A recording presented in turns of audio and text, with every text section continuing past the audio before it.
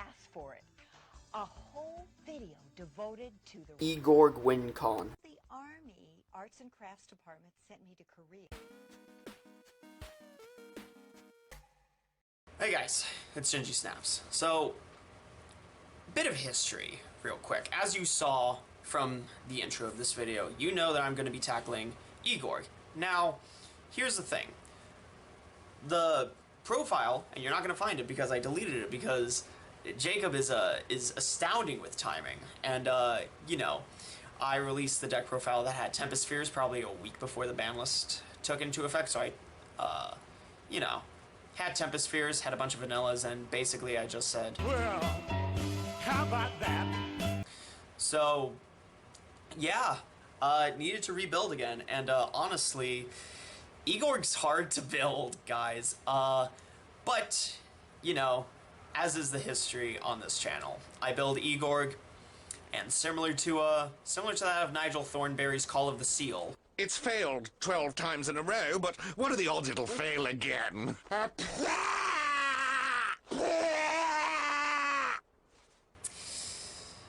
Yeah, it is.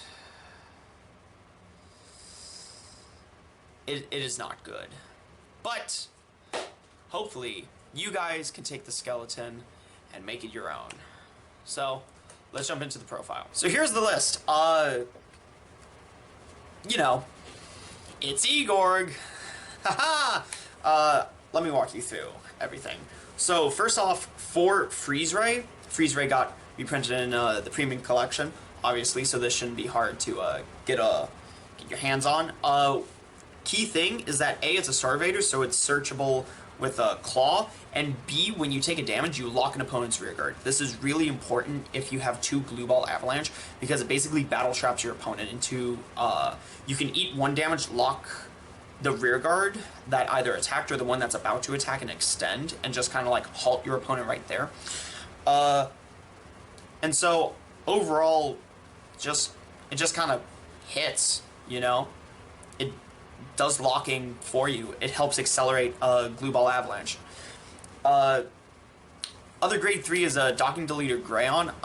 This is honestly the not the fan favorite. This is my own personal favorite target for Deleter because of its on-play skill, where you just bind 2 cards from your opponent's drop zone. Sorry, I blanked out.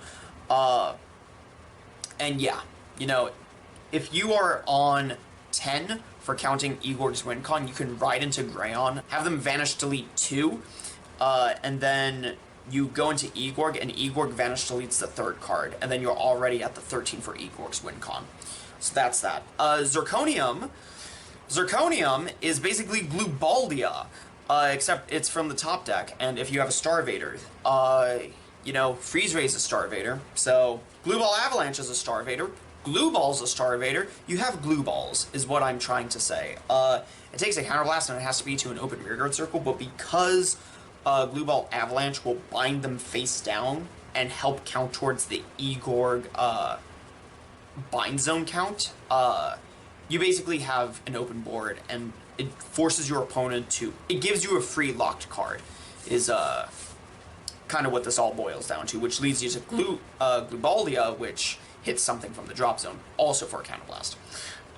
3, Gaily. Gaily is kind of suspicious, but it's on-hit pressure for a Soul Blast to either draw a card or vanish delete something on the board, which I'm not too opposed of. It's a 10k body, it's a deleter name, which you need for Egorg, so I'm not too... This can be... The 3 Gailies can be anything you so choose, hopefully with deleter names. And then the 3 Punishment Deleter Garons, if I butcher the name, so be it. Personal favorite of mine, the ability to have power for every card in the opponent's bind zone is arbitrary, but what is important is the fact where at the end of the battle, you attack with a Deleter Vanguard, your opponent vanish deletes something from the drop zone. If you have multiple of this, you just start picking away at their drop zone. Really effective. Yeah, so long as it's on rearguard. Grade 1s. We are on 4 Craving Claw. Craving Claw searches your Starvader package in this. It is an on-hit. If your opponent has a locked rearguard and a not locked rearguard, you can just Craving Claw to banish something, to bind the locked card, because it would be unlocked. The Glue Ball Avalanche binds it face down instead, and end up, actually, no, that's it, because you need to be able to successfully lock it. However, because it does clear up a circle, it then allows you to go for Zirconium or more Glue Baldias. Then we have a 3 Crunching Deleter Barul. If you just need to not clear the opponent's board real quick, you could just call the Barul Soul Blast 1, and then they don't unlock during your opponent's next end phase. So it just gives you time to help build up. The tech choice that is in here, and this can be for anything, Dark Metal Chameleon.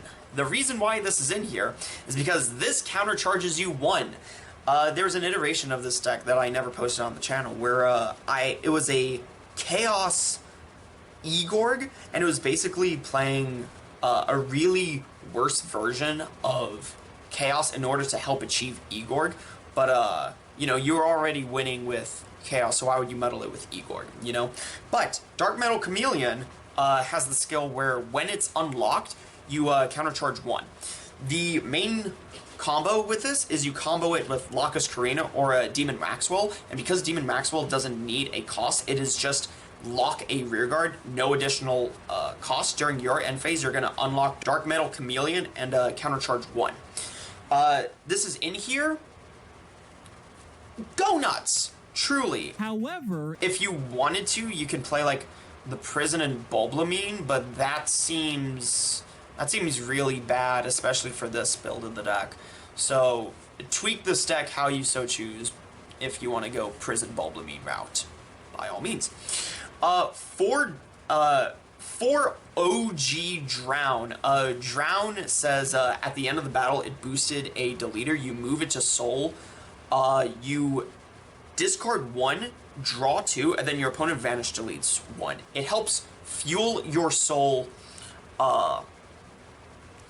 and helps just accelerate your vanish delete pile. 1 starter because it's a starter. Overtrigger because it's funny. You can randomly deal 2 damage with this, 3 damage if you're feeling spicy. It's the 5th heal trigger, if you want to think about it like that. Helps it. An overtrigger is just too good. Enough said. 3 draw trigger. The vanilla draw trigger can be anything. It just so happens to be a 10k trigger, which is kind of the important bit. Draw triggers are just 5k. Go off. 4 draw PGs. These also got reprinted in the last Revival collection, so I think they're relatively cheap. It's a draw trigger. That's what it is. You need to see your combo pieces as fast as possible. You need to be able to bulk up, which is a problem. You know, bulking up combined with freeze ray puts your opponent in a really difficult spot. A 2-2 split of the heal triggers. 2 of them are resource management between soul charge and countercharge. It countercharges. You know, it's not like you're getting those heal triggers back. For future reference, the vanilla heal triggers are meant to be the new Heal Guardian that comes out in the standard collection, but c'est la vie, you know? And then 4 stride cred, because being able to stride is really good. G-Zone. G-Zone's always the fun bit, because you have literally so much space. For this one, I just have 4 of each glue ball, because I could. There aren't too many good Link Joker strides that don't require either a Messiah Vanguard or a Chaos Vanguard. Starvader requires a Starvader Vanguard, which is why it's in here. It works with Freeze Ray, which is kind of the main thing. Glue Ball Avalanche is really what prompted me to start building this deck, because I saw Glue Ball Avalanche, and then I read Egorg, and I'm like, these two work together. Glue Ball Avalanche, if you have 2 of it face up in the G-Zone, when your opponent's card would be unlocked, it gets bound face down instead. And again, the reason why this is not a Chaos Hybrid is because CBD and CBD Crisis both need to see your opponent unlock the card. However, because the card is not being unlocked, it gets bound face down, so you're just kind of losing value at that point. One Barrio End, because it can get crit, you know, kind of keep your opponent's board in check a little bit. If they're just spamming markers, then you're just kind of like, hey, stop it. And then the one Egorg. It was originally 2 Egorg, but if you're going into Egorg twice, I'm kind of questioning where the board stays at, you know? G Guardians, 2 Lacus Karina, because it locks during the opponent's battle phase. 2 Cosmo Wreath G Guard, because it locks during the battle phase. And Demon Maxwell, because it's a generic 5k, it can lock the Dark Metal Chameleon. If you need flip fodder for Lacus Karina, Demon Maxwell is your prime example. So this is Egorg. This is fixed Egorg. If you guys want to take with it and run with it, make your own modifications, by all means. Egorg is fun, though. Egorg is fun. It's a fun deck. Never expect to, I don't know, win like a Bushy Road tournament with it, but it's fun. It's fun to just have in the premium environment. So I hope you all enjoyed the video. Don't forget to like, comment, subscribe, and as always, we'll see you guys in the next video. Bye-bye.